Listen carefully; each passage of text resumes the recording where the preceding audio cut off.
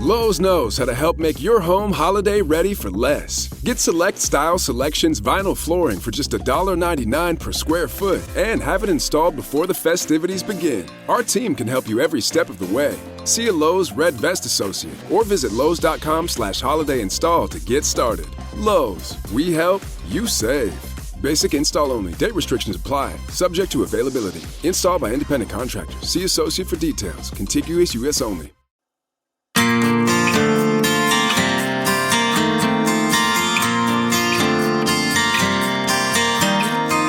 Listeners at home, I'm Nathan for Cabot Tales and Trails, a Page One Story music collection. For today's episode, we're interviewing George Tucker. George is a musician who is also a songwriter. Who taught you how to play guitar? Basically, I learned most of it on my own. I've gone to music camp over in Lomond for a number of years, and I've had a couple of friends of mine that worked with Bennett's Music at one time, and with Village Music, did some lessons through them. But most of the time, I spent at my own, doing my own thing and playing my own way. Right. That's the best way to learn.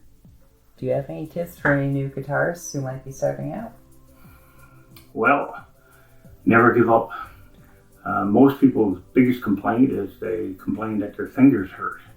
Today now there's all kinds of little doodads out that help your fingers not hurt.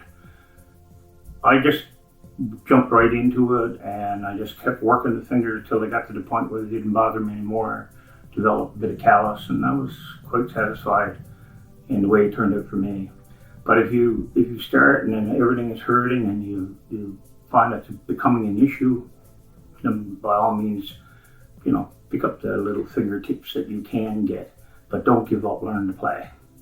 I use guitar as well, and I have callus in my fingers too from playing. Mm-hmm. I gotta say it's a little bit to get used to, but once you get into it, it gets a lot easier as time goes on. So what kind of guitar do you play? I play an acoustic guitar. Classical or country? Mostly country. Most country, right? What inspired you to be a songwriter? I'm going to give that credit to my mother. Right. She's not with us now, but Mom was a little woman from Scotland who came over, and she was very well educated. She had an uncanny ability to sing and to write. She used to write some really beautiful stuff, and she was the one who was behind us when we used to do all the public speaking and everything and critique all of our work. And I just started writing a bit of poetry, then beginning to realize that there's more to the poetry than just being poetry. So what I call my songs today, I call musical poetry, because just about every piece I've written was a poem at one time or another. Yeah, and so I picked it up from there. My dad was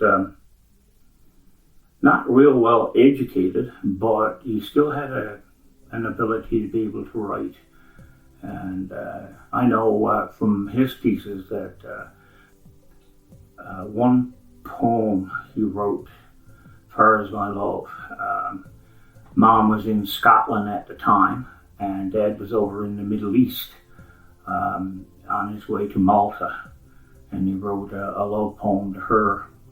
And before he passed away, he passed it on to me, because I seem to be the one who is into this more than the rest of the family, and all of us in the family write to a degree. But I took the poem, and he told me to do what I wanted with it, make it into a song or whatever I could, and that's exactly what I did. I turned it into a song eventually. Yeah. Right, really nice. Do you have any specific process to songwriting? Well, everybody is different, right? Some people just write songs, and they don't know the reason why they wrote them. I think I have a reason for every song I wrote. Whether it's just a caption that I've seen on the wall somewhere, some little thing that catches my eye. Somebody may say something to me, and I automatically in my head I think, wow, that would make a great song. Right, yeah, that's really nice. I have a piece that I did, I Can Almost Smell the Sea, and And I give the credit to this to Liquid Normore up in Labrador in Forto. And the reason I do that is because she's the photographer who took the picture to give me the words for this song. So in a way, I kind of collaborated with her, which is another good way to do songs as well, collaborating with other people and bringing your ideas together. We like to ask everyone who comes on this show, how did you come about Page One? Boy, that goes back a lot of years. I think it started out, I'd heard about Page One. I've known Nellie Strobridge for a while, and I knew Nellie was involved with this over here. And I think Jean contacted me at one point in time because she heard that I was writing poetry and that kind of stuff, and invited me to come over. And I've been part of it ever since. Even the women's knitting. Oh yeah, there's a knitting group kind of adjacent to Page One too, right? Yes, well, the thing is that I came over not expecting what was going to happen. I know they were doing some odds and ends type stuff, but it was all women and me, and I said, heck, well, I might as well join and get in with the group. Yes, that's right. Yeah. Did you ever pick up knitting afterwards? No, not really. I did it for fun that particular day. It was just something to do. You know, but my mother was a knitter and crocheter all her life, so those little things were always happening around home. Same as my mother-in-law; she was a big-time knitter. Right. You know, so yeah, it was always around. Oh, I know myself. I'd like to learn how to crochet sometime. Yeah, those sorts of things kind of interest me. Yeah, speaking of George's poems, here's some pieces that George picked out for us today. Well, I am going to read a poem to you, because first of all, I started off in this whole thing as a poet. But I did bring along a piece, and I will have to explain it a little. I was actually lying on a stretcher in a physiotherapy room, and across the wall from me, there was a painting.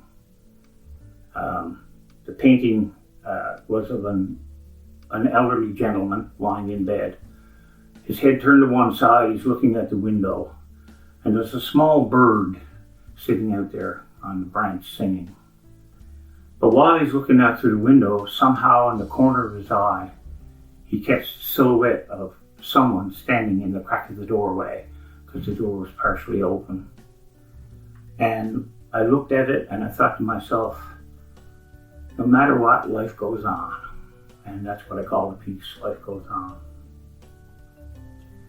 How many times have you walked by, and into my room you would spy? I know you think I am alone.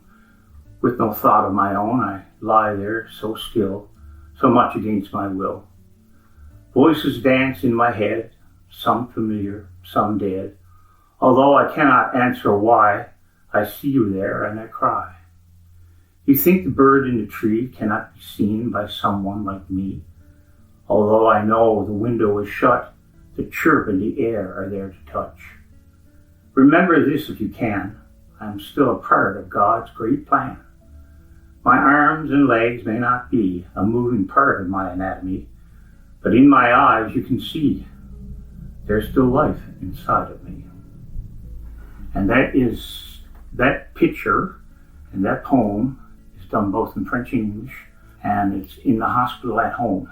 And there's one was put in palliative care in Western Memorial. Oh, wow. Because it originally started out as a palliative care poster, right?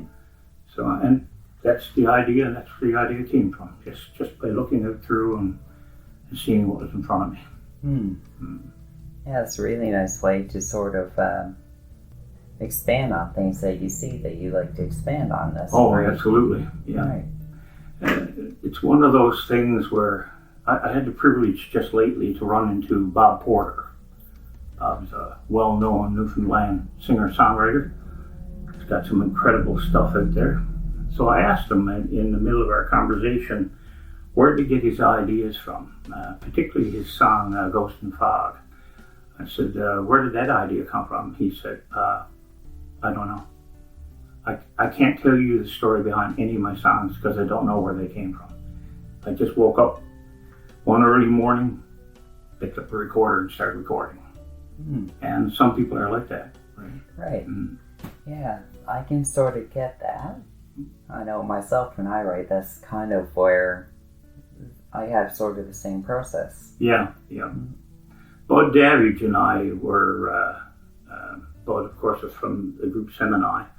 Bud and I were on the Writers Alliance in Newfoundland and Labrador at one time. And we were directors on the board. And he was telling me that everywhere he traveled, he carried a recorder, a recording studio in the back of his car. So if he got an urge for a song, he'd pull over on the side of the road and turn it on and record what was in his head at the time, so he wouldn't forget it. Yeah, you don't want to forget it at all, do you? No, absolutely not. No, and I've noticed too over the years that a lot of songwriters, singers and songwriters and that now have tablets in front of them, are now putting books and everything in front of them when they're playing. And some of them probably know hundreds of songs in their head, right? So I asked Angus Stewart one time, why is it, Angus, that you know so many songs, but you got a book in front of you? And he said to me, well, George, I'm one chromosome away from forgetting. I need the book there. And he's absolutely right. The thing about me is I can write this stuff and I can put music to it, but I just can't get up and start playing it. I got to have my tablet in front of me because I could never remember songs that I've written. Right? It just goes from one song to another. Right. You know, I wish I could remember them all, but the brain power is starting to get down there now. I'm there too. Yeah, so that was Life Goes On. That was an interesting piece. I wanted it translated into French because the poster was in French and English. But the French teacher at home at the time, she said, you better get that, let me take it to Quebec. I'm going to Quebec. I got a good friend up there who's really good at poetry and everything. And I'll get him to rewrite it in French because if I try to write it and I make a mistake, it could change everything about the piece of poetry. Right. So that's how the French piece got written. Oh, wow. Yeah. And it's there for everyone to see. So, what can I do for you? Let me try this song for you. Okay, this is a thing called I Can Almost Smell the Sea. And this is the girl I was telling you about in Labrador. She's a really good photographer. And she took this particular picture. And those words came to my mind when I was looking at the picture. And you could almost smell the sea in her photograph. Her photograph was that good.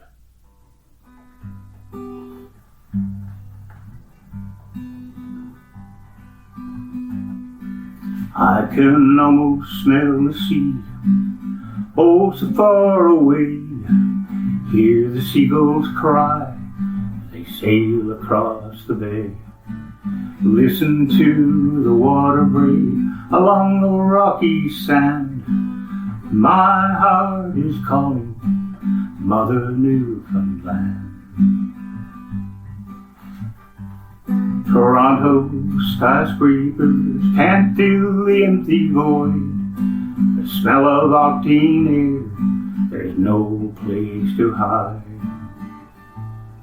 There's a place far away where the mountains please the eye. The ocean smell is in my soul and fills me with pride. The city keeps digging deep into my soul. Piece by piece, Satan tries to dig a hole. I must resist temptation that's not good for me. Sense what lies ahead, I can almost smell the sea. As I climb aboard the train, hear the rattle and the roar. I'm headed to my roots and that glorious shore.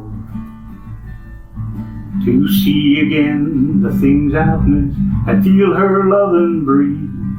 I feel her ever closer, I can almost smell the sea. Oh, sitting on the lighthouse rock, the beacon passes by. Salt water at my feet and pebbles on the fly. Seagulls and motorboats play the perfect tune. Here I am once again at my mother's home.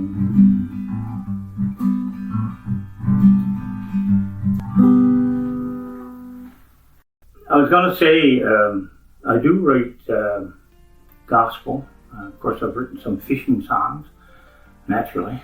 And I picked up, I did an album, just a private album I did of 10 gospel pieces a while back. Oh, wow. Yeah, that was an interesting time for me.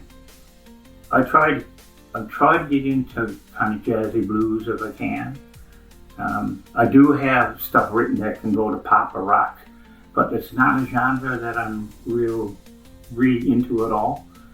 So I'm hoping somewhere along the line somebody's going to be out there who will be interested enough to, have a look at that and see if we do some of those songs as well. Definitely. If anyone's in the audience, you can definitely reach out to us, and we'll get to you. Mm-hmm. Yeah, and of course, typical Irish is one of the things that I guess most Newfoundlanders will look at and find an interest in as well. And it's really the only toe tapping music that you can really enjoy. Really, yes. Well, there's so many different things, so many things that are, I don't know, interesting, I guess, to be able to do with music. I wish I was more of an accomplished guitar player, so I could do a few little lead pieces and stuff like that, but I guess you can't have it all. That's true. Yeah. And sometimes some things come with time. Oh yeah, as time goes on, yeah. How about I play Surrounded by God's Love? These are one of the gospel pieces that I've written. You're never alone in the Lord's home, surrounded by His love. The angels in the choir never tire, singing of praise and love, singing of praise and love.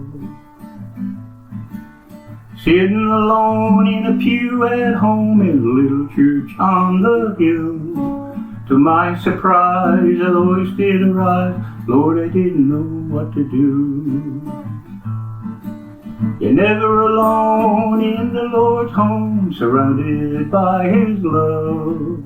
The angels in the choir never tire, singing of praise and love, singing of praise and love. Started to rise to my surprise, I felt the touch of His hand. Something came over me, I felt so free, I felt it in my soul. You're never alone in the Lord's home, surrounded by His love.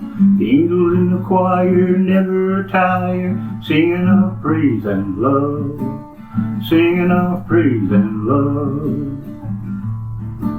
The choir starts, the people take part, peace fills the air. Voices go higher, they never tire, praises to the Lord. You're never alone in the Lord's home, surrounded by His love. The angels in the choir never tire, singing of praise and love, singing of praise and love.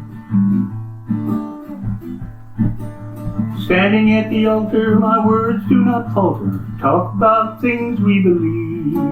It all flows out without any doubt, preaching the word of the Lord. You're never alone in the Lord's home, surrounded by His love. The angels in the choir never tired, singing of praise and love, singing of praise and love, singing of praise and love. Really catchy. Yeah, it's I looked at pieces being done in church, gospel pieces, and what I found is that a lot of them are slow, they're monotonous, and I decided when I started writing some of these, I better start putting a little more pep into it and keep people awake. But one thing I will tell you about that side of the gospel side is the minister will call and she'll say, we're having a service. I'll ask what the theme is and she'll tell me the theme. And every service that she started, I have written a new song for, a new gospel piece for, related to the topic that she's talking about. Oh wow, that must be a lot of songs that you've written. Well, I've written quite a few now for just gospel pieces alone, right? Mm. I got, she started a while back, so I think I got 26 gospel pieces written right now. I think 100-something pieces written all together of different kinds of music and that kind of thing. Mm. You know, trying to fit it all in here and there. That's a very large library of music. Well, you know, if you could get somebody to do something with it, it'd be nice. It would, eh? Yeah, live on, I guess, yeah. That's true, right? And I guess that's kind of the thing with our podcast that we're trying to do. We're trying to immortalize things. Exactly. Yeah. Exactly. A long time ago, somebody said to me when they heard the first song I ever wrote, and they said, now, if I were you, I'd get that recorded, because one of these days you're going to sit down and play it and you're going to think, what was the tune to that? But at least you got it recorded, you got it to play back, and it makes a big difference. Right, and when things are recorded, people can then play them back, and Exactly. other people can experience them. Yeah, exactly right. Yeah, and I think that's something that's very important, I think. Oh, very much so. Very much so, yeah. Yeah, I encourage young people out there that are into songwriting, whatever chance you get, somebody actually get up and sing a song or whatever the case, you should do it, because it's just that one step forward that makes you even better the next time you try. Right. And even having your own archive of pieces that you write too is also very important, I think. Oh, very much so, yeah. It's always important to be creating. Yeah. One of the things about it too is, like we talked about earlier, there's reasons why you write songs. And a lot of times the memories that are attached to the reason, you know, you bring back a lot of memories by singing certain songs, right? Oh, you do, yeah. And it's a very good chance to relive a lot of things. Yeah, exactly. Exactly, yeah. This is a piece I wrote. This will take me back to what year? 2008 is the piece I wrote. So this is called The Fishers of Grace. I was actually sitting down, I think it may have been outdoors somewhere at the time, and these are the lines that came to me. Don't take the sea away from me, don't bar the old stage door. Turn the fish on the flake while I go out once more. And I thought to myself, well, that's perfect for a prayer or a grace or whatever. So I decided to call the piece The Fisher's Grace.